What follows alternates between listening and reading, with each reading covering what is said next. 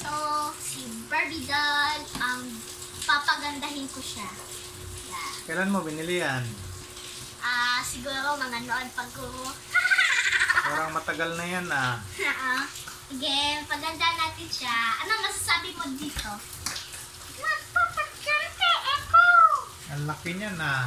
Magpapaganda daw siya. Sige. Kala mo! Yan, nagpasalamat siya sa atin guys. Comment nyo guys kung nagustuhan nyo ito guys or hindi. Yan. Kailangan din natin siya lagyan ng Peppa Pig color. Ano, bagay ko sa kanya guys. Yan. Ano sa bagay nyo guys? Ito or ito? Ikaw pa ba? Ano kayo mapili mo dito? Gusto ko yung parang uniform. Uniform, okay. Yan.